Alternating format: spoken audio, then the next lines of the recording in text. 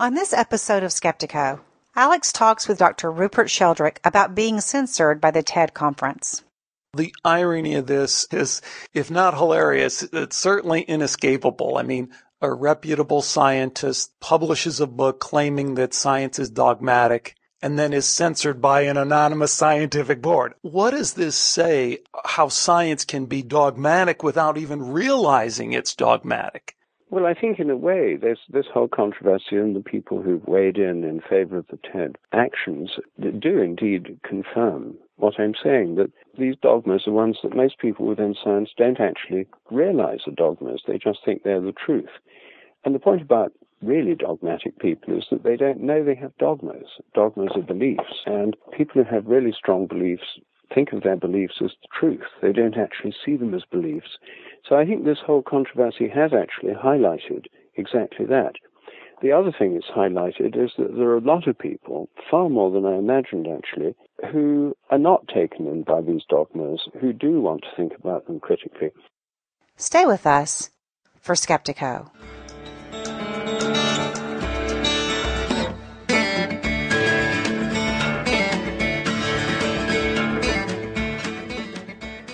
Welcome to Skeptiko, where we explore controversial science with leading researchers, thinkers, and their critics. I'm your host, Alex Tsakiris, and on this episode of Skeptiko, well, I'm kind of interrupting my usual interview flow that I have going on to kind of do something timely and newsworthy. And that is, I've asked Dr. Rupert Sheldrake to come on and briefly talk about this recent controversy that's been stirred up about him being censored by the TED conference. So it's really caused quite a big stir, and a lot of people are talking about it. And I thought it was so relevant to the kind of topics that we have on here that I would interrupt the 3 or 4 interviews I have piled up to publish and ask Dr. Sheldrake to come on. So here is my interview with Dr. Rupert Sheldrake regarding being censored by the TED conference. Today we welcome Dr. Rupert Sheldrake back to Skeptiko. Many of you know the work of Cambridge biologist Dr. Rupert Sheldrake, including his latest book, Science Set Free. But now you may have heard that this book has seemed to have struck quite a nerve, because Dr. Sheldrake has found himself in the middle of a controversy surrounding the censorship of a video lecture that he presented and that was then posted on the very popular TEDx YouTube channel, and then removed after, and get this, by an anonymous scientific board that deemed it unscientific. Rupert, welcome back to Skeptiko. Thanks for joining us. Tell us what's happened here. Well, you summarized it more or less. I gave a talk at the TEDx series of talks in London, in Whitechapel. The organizers were young women, students at London University, who organized a very lively event. And it was called Challenging Existing Paradigms. So they asked me to talk about challenging existing paradigms, which seemed just the right theme for my book, Science Set Free. So I did a TEDx talk for it. It was extremely popular. The event was sold out. There was a lot of lively discussion. It was really fun. It went up on the TEDx website, as these TEDx talks often do. And all was well until it was denounced by 2 of America's leading militant skeptics, P.Z. Myers and Jerry Coyne, who didn't like it because it upset their rather dogmatic materialist worldview. So they called for it to be taken down, and they said TED had discredited itself, etc. They put enormous pressure on TED, and then they got armies of their supporters to send emails to TED and put comments on websites. So the TED people backed down. They removed it. And then, having removed it, they had to justify removing it. So they had this report from their so-called scientific board, an anonymous board. I don't know if it includes Jerry Myers or people like that. We don't know who it includes. They wouldn't reveal it. And they took it down. It's not exactly censorship, as they insist on pointing out. They put it with a kind of health warning. Right. So that it was still there, but it had been put in a kind of naughty corner of the internet, not on the main TED site. That stirred up a very big controversy, and I replied to the accusations of their science board one by one. They were all very easy to refute. But then the thing spiraled out of control, and a huge controversy blew up all over the internet, with lots of people taking it up on Facebook and blogs. And things were going pretty badly for TED. I then had a call about a week ago from Chris Anderson himself, the head of TED. And he was obviously really worried about this and was trying to calm the situation down, which they've now done by putting my talk on a separate blog, separate from the other one they took down by Graham Hancock, and saying it's open for debate and having people put comments there online, the great majority of which are supporting my talk and not the actions of TED or the very intemperate and emotional and, I have to say, rather unintelligent remarks of Jerry Coyne and P.Z. Myers. Right. So as you mentioned, Chris Anderson is the founder and the head idea spreader, if you will, at TED. And it's nice to know that he's connected with you personally. I would have loved to have had Mr. Anderson on Skeptiko or any of his scientific advisors on Skeptiko. I think it would have been quite a debate. Really not much of one because, as you alluded to, anyone who reads your point-by-point counter to their claims, it's pretty one-sided, and I think most of the commenters on the TED website would agree with that.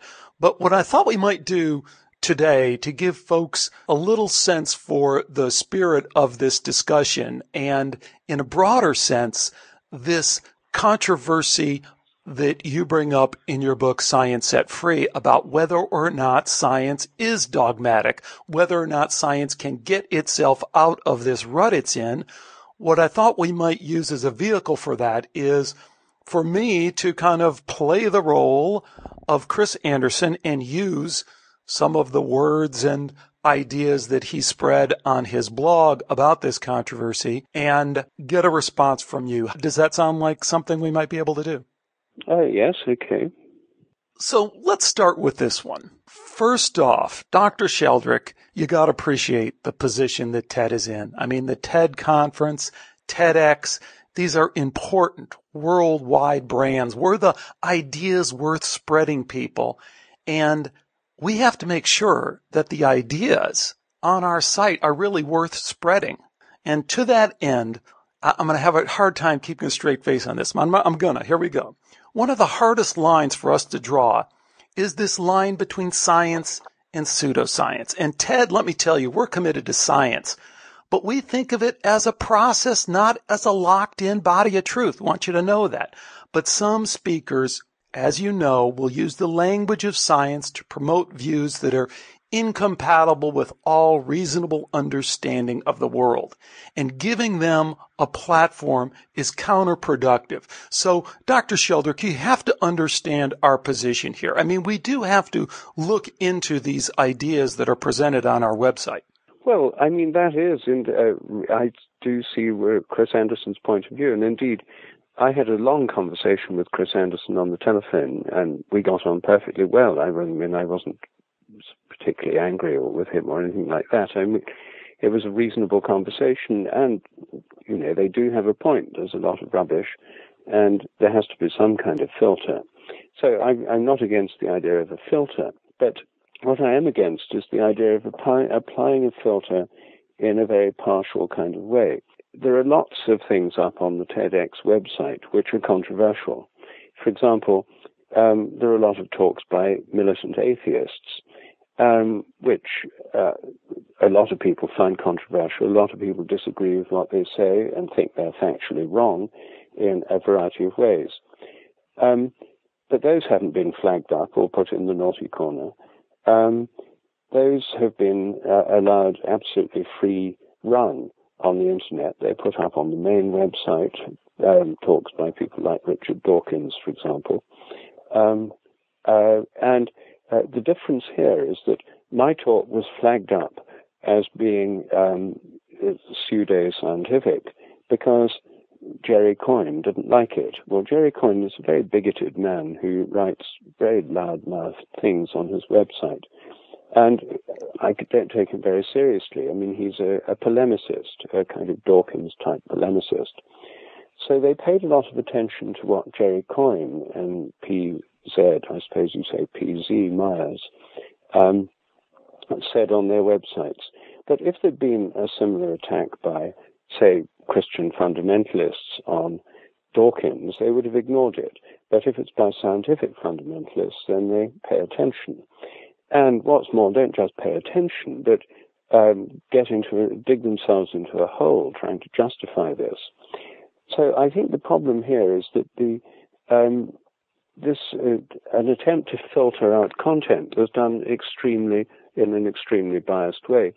If every TED talk which is controversial was flagged up by somebody who didn't like it and put in the naughty corner, all the most interesting talks would be in the naughty corner. Only the dullest would be on the main website. And what's more, TED, in their instructions to the organizers of the TEDx events, told them they wanted controversial talks. They said controversy energizes. But when it's in a particular area, one that upsets the dogmatic materialists, then they back down and say that's not the right thing to have. So I think that it's been inconsistent. They've paid far too much attention to these very biased and, I think, minority and strident voices. Yeah, but see, Dr. Sheldrake, that's not the case, because when they went to their scientific board, the majority of them agreed that your and Graham Hancock's videos should be removed from circulation. Didn't they do the right thing? They went to their anonymous scientific board. Well, we don't know who the scientific board are, so we don't know if it's the right thing. If we look at the TED Board of Advisors, the Brain Trust for TED, so-called on the website, the main people in the area of consciousness studies are Steven Pinker and Daniel Dennett, both of whom are extreme, militant atheists and materialists. So we just don't know what kind of people are on the scientific board. And so it's hard to, and we don't know how many they consulted. Is the majority 2 out of 2? Or is it sort of 20 out of sort of 30 or something? We don't know. I imagine it was just 1 or 2 phone calls. You have to acknowledge that these folks have to remain anonymous, right? I mean, they're a scientific board. They have to be anonymous for obvious reasons. Well, I took this up with Chris Anderson. I said, well, why don't they come out of the shadows and tell us who they are? It's hard to face anonymous accusers. So he said, well, we can't ask the scientific board to be named or to come out in public, because if they did, they might get attacked. They might even get pilloried.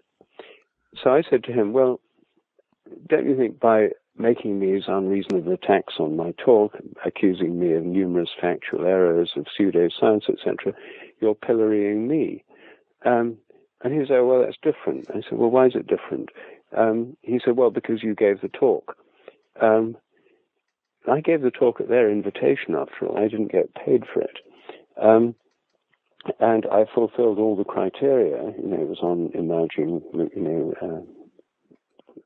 contradicting existing paradigms and so forth. Anyway, so this, I think, is a very unreasonable objection, and I think that the Science Board should be named. I mean, after all, he said the analogy was with peer review in journals.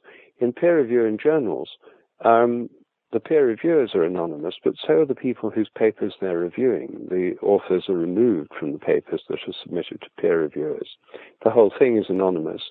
And the editor of the journal who makes the decisions is not anonymous. You can look up the editorial board of any scientific journal, and their names are given there. So you know who's ultimately responsible. In this case, you don't. So it's very hard to know whether the scientific board even exists, or how credible they are. And if they're the criterion of scientific credibility, then we do need to know who they are. They might just be flaky coinite. Okay, so finally, let me hit you with one more point that the TED people make. You know, TED and TEDx are brands that are trusted in schools and homes. they don't want to hear from some parent whose kid went off to South America to drink ayahuasca because TED said it was okay. I mean, Dr. Sheldrake, think of the children, or for that matter, some kid who winds up going to school thinking that telepathy is real or that consciousness extends beyond the brain. I mean, we don't want that. I mean, there's a limit to how far you can push an idea until it reaches the point where it's no longer worth spreading. Wouldn't you agree? Well, I agree some ideas are not worth spreading. I do agree with that. But exactly how you make the criterion is another question. And the sudden concern for children seems to me rather misplaced. There are already quite a few talks about psychedelics on the TED website, and the objection is no objection to those, apparently, only to the one by Graham Hancock. So I don't think this is a consistent objection about children.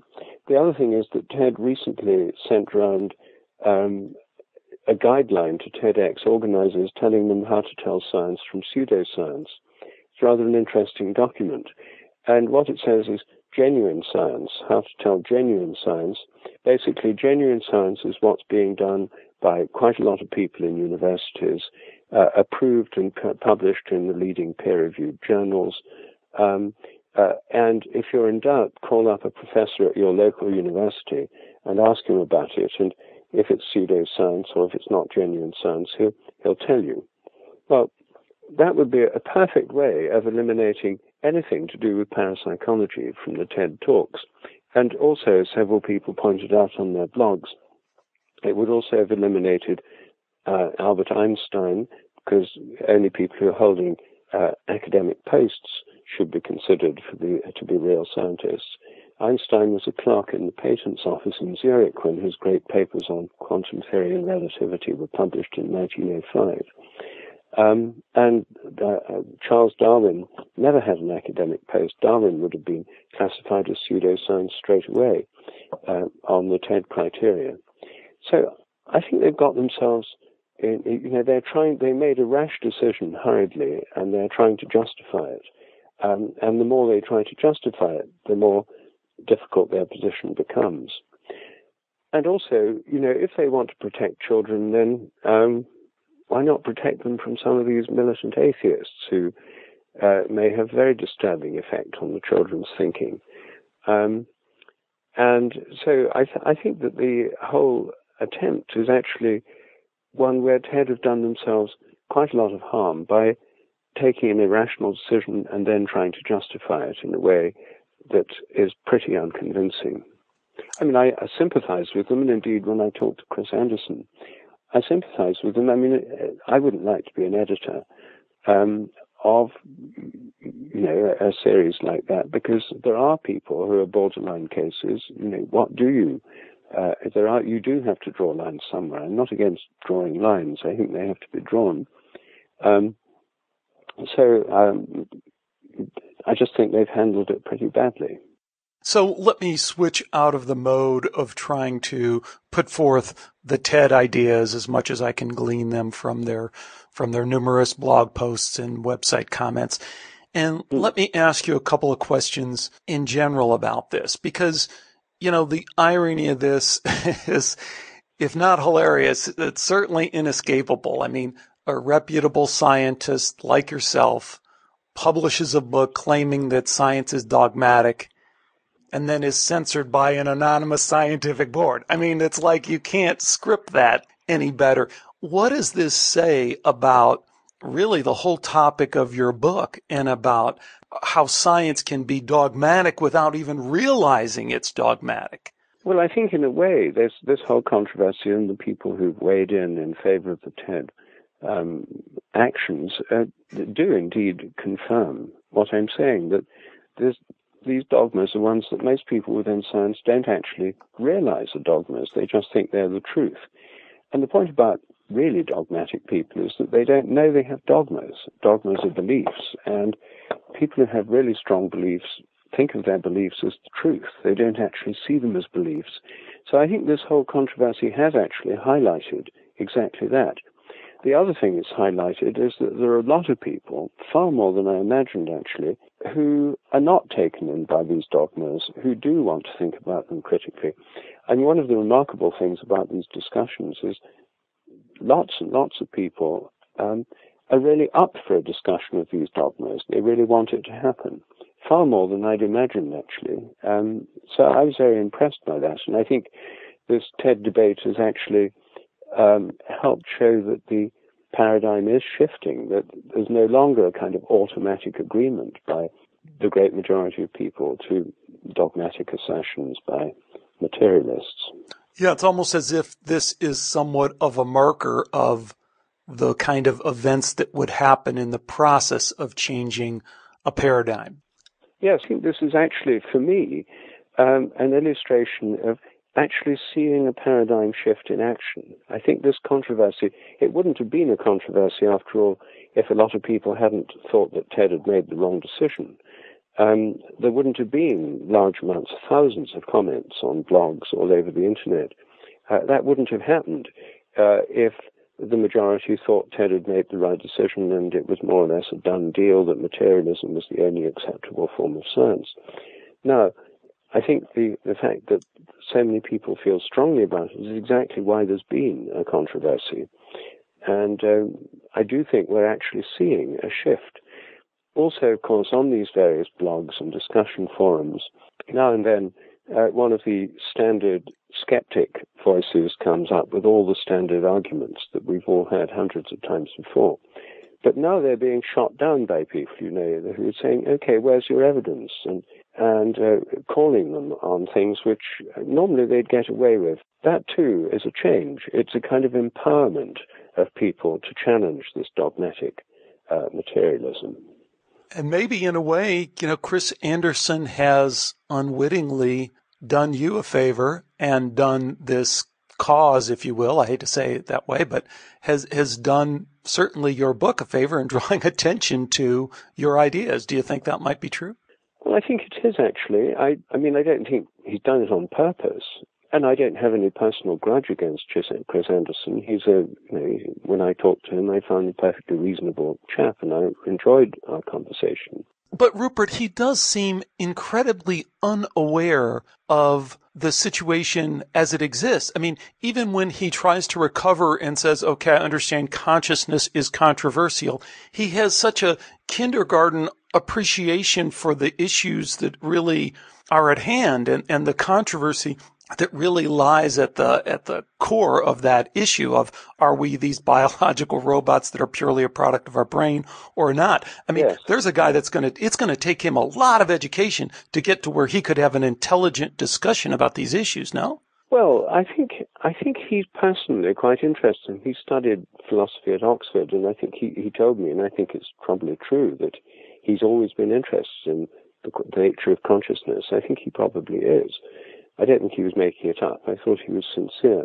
I think he is a bit behind. I mean, he's surrounded himself with the kind of materialist establishment, and if you look at his board of advisors, many of them are people who do have this very limited mechanistic view of consciousness. So I think he's living in a kind of mainstream world where he only gets to hear a rather limited range of opinions. But I think this controversy has made him aware that there are a lot more voices out there and a lot of people who don't think in that way. I think it's probably a steep learning curve he's on, because he obviously was very naive to start with, and he's realizing that actually a lot of people think differently. Great. Well, Dr. Sheldrake, we'll keep an eye on this issue and report to people if anything new happens. But other than that, can you tell us briefly what's going on with you and upcoming presentations you might have, or anything else that's in the works? Well, I'm doing various presentations in Europe and in Britain about my book, The Science Delusion, Science Set Free. The details are on my schedule.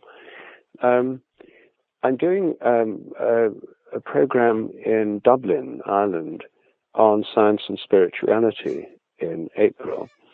Again, that's on my schedule, and that's happening at Christ Church Cathedral. I'm doing it with the Dean of Christ Church. I haven't met yet, but I'm looking forward to that, because I think that will be a chance for a dialogue in relatively orthodox spiritual setting, and to see how these new ideas in science play out in that kind of dialogue.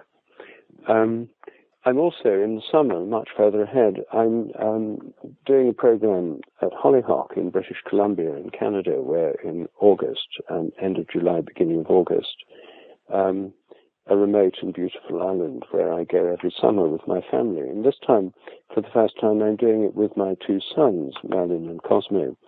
Cosmo is an anthropologist and a musician, and Merlin is a tropical ecologist. He's doing a PhD on tropical ecology in Panama. He's a Smithsonian Research Fellow, and he's in England now, but he's just about to go back to the jungle. So we're doing one called Plants, Minds, and Resonances, and they're both musicians. We have lively discussions at home, and it's the first time we've ever done something together. So I know it's going to be fun for us. I hope it'll be fun for others too. So anyone who's interested in going to something where no one knows where it's going to lead, but where it's almost certain to be fun, that would be a good place to go. And then I'm doing a workshop in September with Mark Andrus, who's the Bishop of California, at the Esalen Institute in Big Sur. And again, that would be something that will go where these discussions don't normally go. I mean, it'll be with a remarkably open-minded bishop, but a bishop all the same, in California. It's on his patch.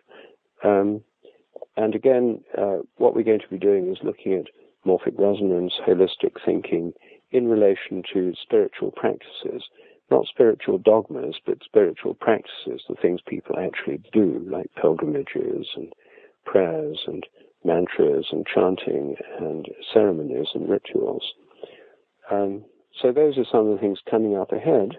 And meanwhile, my main activity, as always, is research. And I've got various research projects afoot at the moment, and particularly ones on morphic resonance, which I'm planning in several laboratories in different parts of the world and engaged in discussing them with the scientists I'll be collaborating with.